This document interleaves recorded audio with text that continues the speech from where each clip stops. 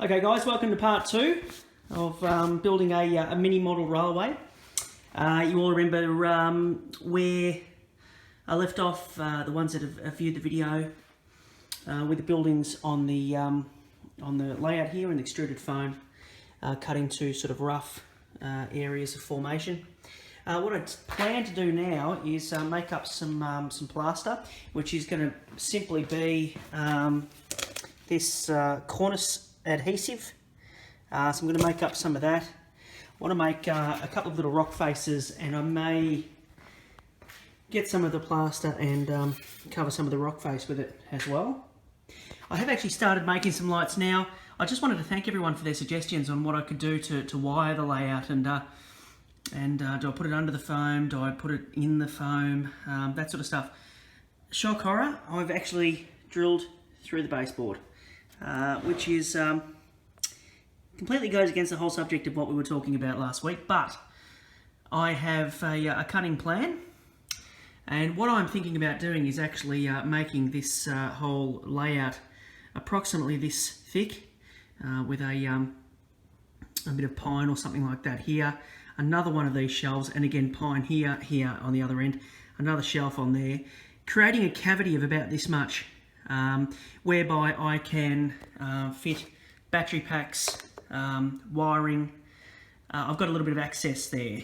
Now, the cavity at the back will be left accessible, which will be in here. So if it was a shelf layout, you take it off the shelf and you can access the wires. If it was a table layout, same thing, you can access the wires at the back.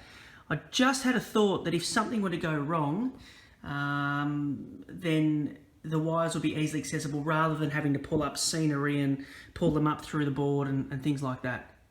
It also gives the opportunity to still have a flush bottom, but to put a larger fascia board on the front.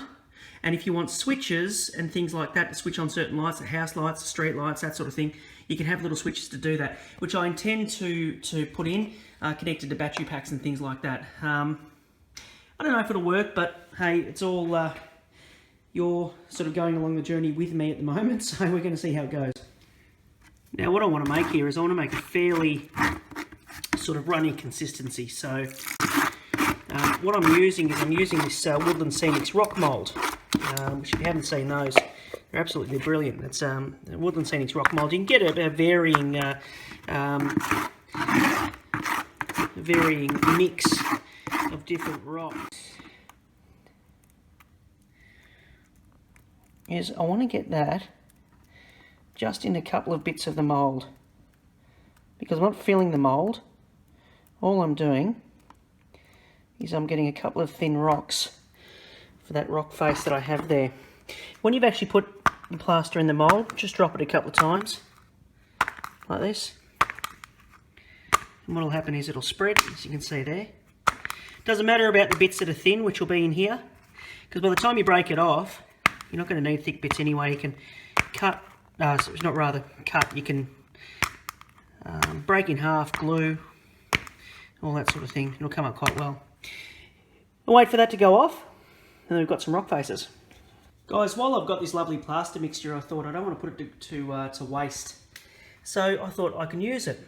What I thought about doing is actually blending it in to the front of this cutting here, because by the time I put scenery on, it's going to be quite smooth, and the scenery is going to go on quite nicely.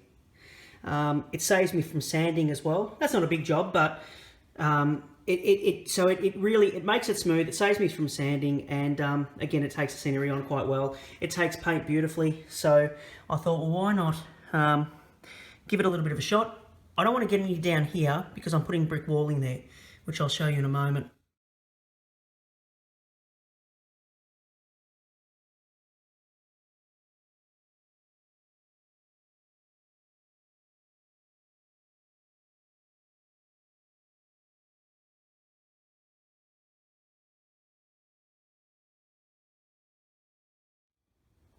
Alright guys, so as you can see, this part of the plaster is starting to go off now. And I've done this part too. Work very quickly with it. When it's thin like this, it goes off very, very quickly. So you've got to work quick. Word of advice too with it, you don't want too much plaster on a layout like this, because if it's going to be a shelf layout, every little bit of plaster you're adding to it adds considerable weight.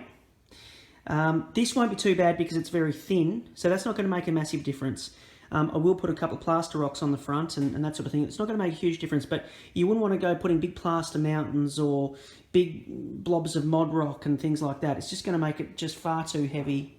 You'll notice as well that quite often when you see extruded foam, you'll see people putting mod rock over the extruded foam, and that's absolutely fine. The reason that I didn't do that was because I wanted to get a much smoother appearance by painting on the plaster essentially, than actually putting the mod rock over, then having the issue of having to cover up the little mod rock holes that you get and then painting over that, and you have to use seemingly more scatter to actually cover those mod rock holes and everything like that. So I just wanted to steer clear from that and try this this here, and I think it's going to work. So let's just wait till it dries. I'm going to put in some brick walling. We're going to see how we go from there. So guys, I'm using plasticard. So I'm just using I guess you'd say red clinker brick plasticard. This is great to work with. It's flexible. It's very, very easy to paint up and weather. What I've done is I know that the foam's 30mm thick, 3 centimetres thick. So I've marked with a ruler a little line along there on the bricks, on the brick line, the mortar line. So what I can simply do there, and this is one of the best things about plasticard, is that you don't, yes, you can use a nice sharp Stanley knife and you can sit there scoring and all the rest of it, but you can also use scissors. So as long as I can see this in the light, this particular plasticard cuts very, very well simply by using a pair of scissors. It doesn't leave any unsightly burrs, and it cuts very straight, as long as the user, of course, is cutting straight, which I hope that I am, given a nice line to go along with. The reality is though, anyway, that with modelling, the beauty of modelling is that if there is some imperfections, you can cover them up with foliage, you can cover them up with ground foam or paint, or whatever the case may be. So that's how I'm going to do some brick walling. So I'm going to put some of that in place and we're going to see how that looks. Okay, so the start of the brick walling is in place. As you can see, it's just plasticard I've cut to shape. I'll cut it down to shape with the edge of the cuttings there, because I'm going to have foliage and whatnot covering the edges of it anyway. As you can see, I haven't glued it down, just cut it into shape. So I'll be gluing that down.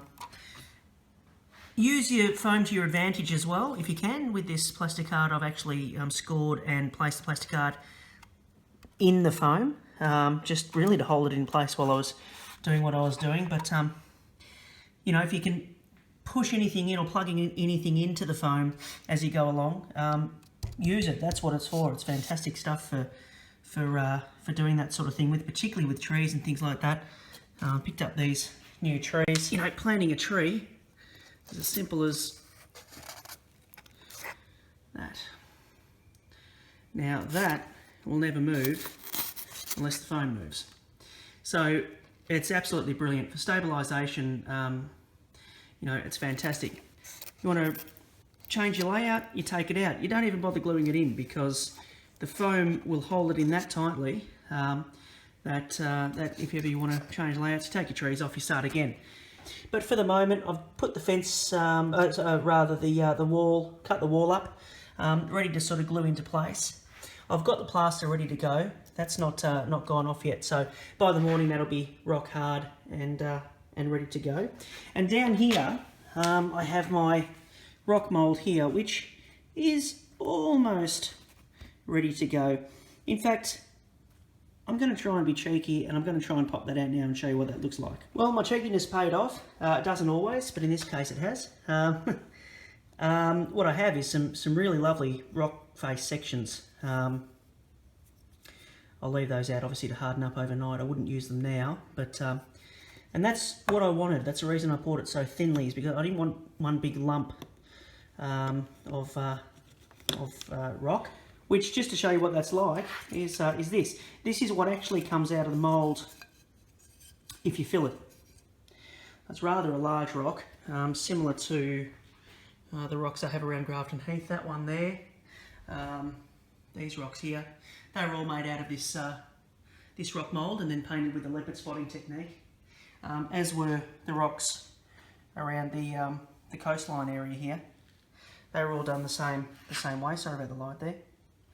So starting off like that, and one's painted and scenic, you know, coming up quite well, and that's why the woodland scenic moulds are really pretty fantastic. But as I say, I didn't want the big mould, I wanted small ones, and I have that beautifully here. Obviously I'm not going to go sticking that straight onto here, I mean that's going to look ridiculous, but I can further break that down and cut that down and blend in some nice little rock faces there. I have segments of rock to put along different areas. I'm not going to go nuts. You can go nuts with rock faces. Probably that's a pretty good example of that. Just going a bit crazy with it, but I don't want to do that. So I'll wait for those to cure, and that'll be one of the next things that I do once everything dries here. Again, I think that's it for another night and another part of the series. So thank you again very much, guys. Thank you for the fantastic comments after the first part. I'm really glad people are getting a little bit of that, a bit out of this, as I am. You know, obviously having worked on Grafton Heath for so long, you know, getting back into the actual scenery and modelling side of it rather than the fine detail side of it is actually quite fun. And seeing what we can do with a small layout is actually really fun too. I've always been anti-small layouts, but I think this one's going to be just quite a bit of fun. So thank you again for all your fantastic comments and your support, and hope you enjoy this part. And we'll see you for the next one. Cheers, guys.